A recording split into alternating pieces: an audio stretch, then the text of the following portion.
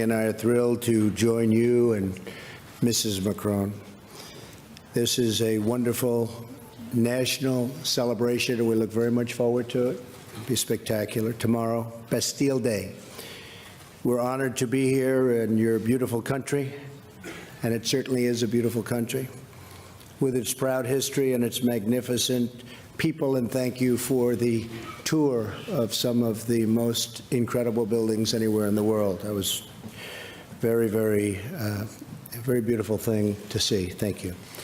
When the French people rose up and stormed the Bastille, it changed the course of human history. Our two nations are forever joined together by the spirit of revolution and the fight for freedom. France is America's first and oldest ally. A lot of people don't know that. Ever since General Lafayette joined the American fight for independence, our fates and fortunes have been tied unequivocally together. It was a long time ago, but we are together. And I think together perhaps more so than ever. The relationship is very good. This visit also commemorates another milestone. 1 century ago, the United States entered World War I.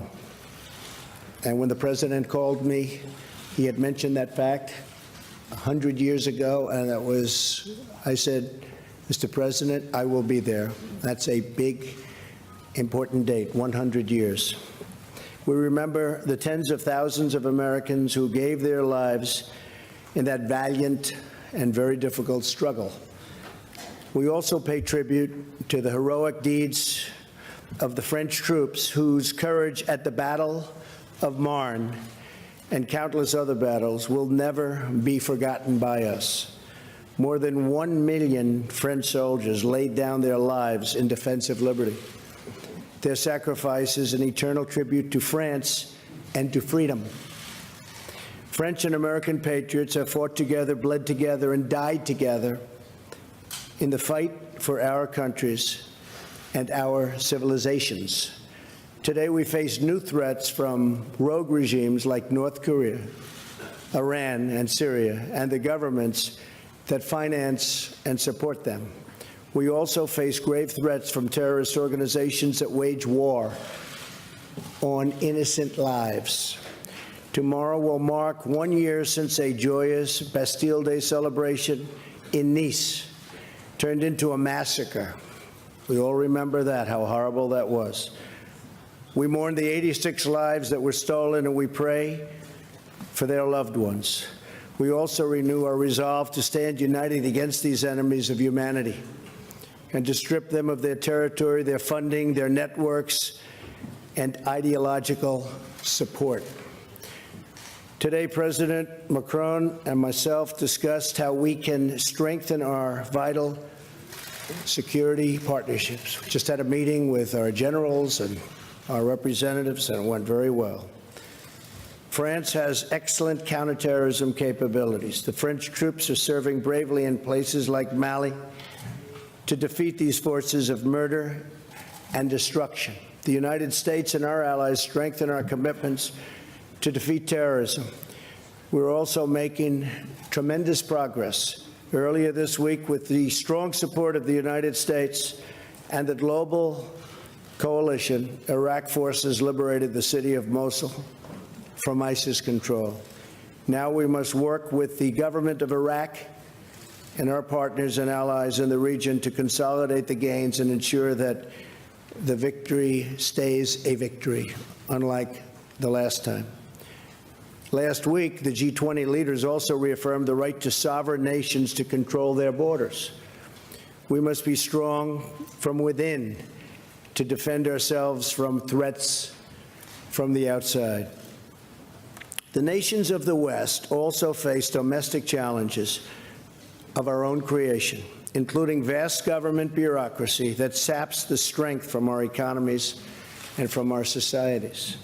For this reason, I applaud President Macron on his courageous call for that less bureaucracy. It's a good chant, less bureaucracy. We can use it too.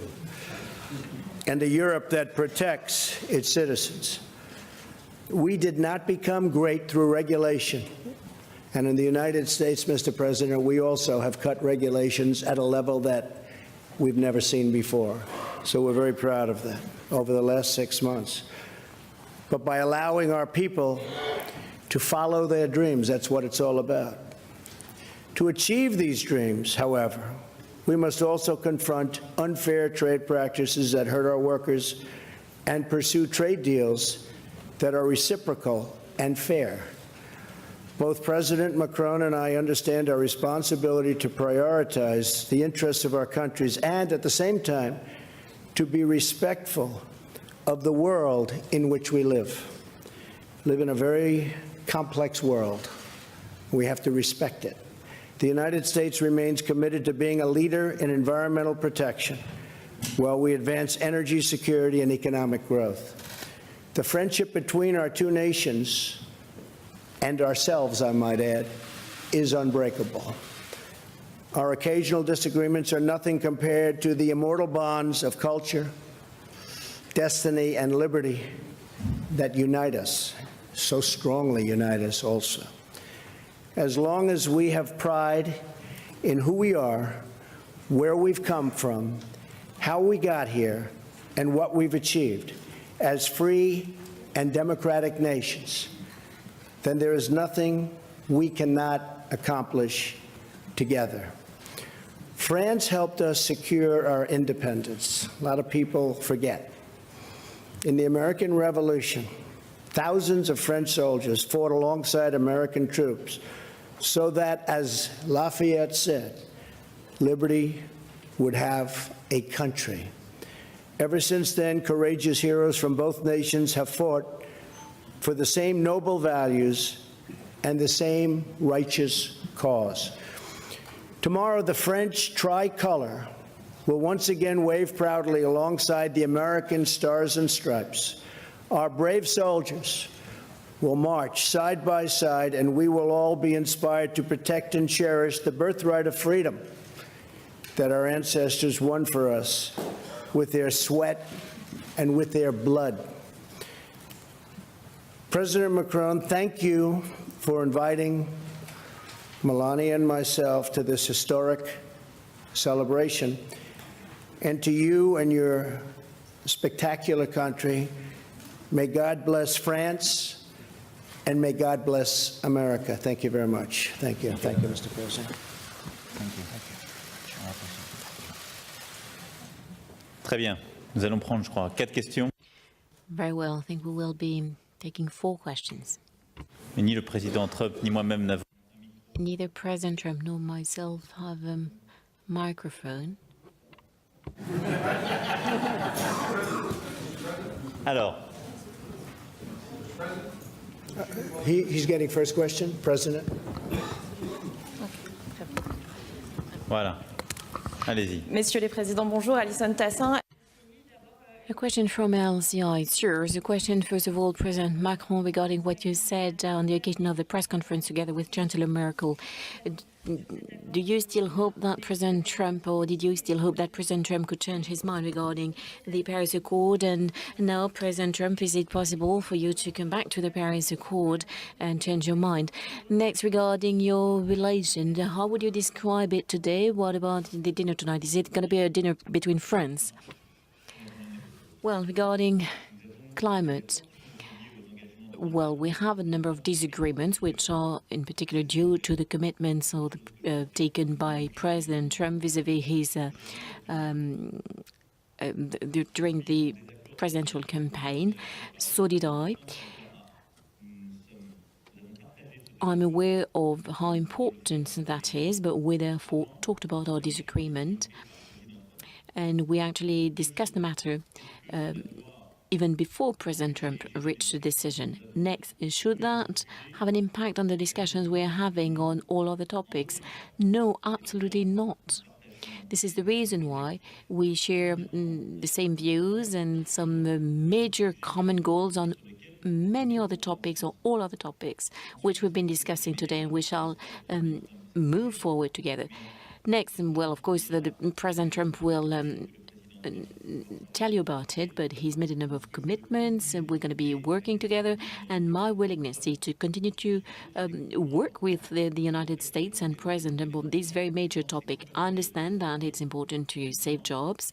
That being said, we shall leave the United States of America work on what is its roadmap and continue to talk about it. So today there's nothing new, unprecedented, otherwise we would have told you about it. But I believe there is a joint willingness to continue to talk about this and try and find the best possible agreement. As far as I'm concerned, I remain extremely attached to the framework of the Paris Accord, which has been a major international breakthrough, and it is within that framework that I'm working on our priorities, including for the European Union.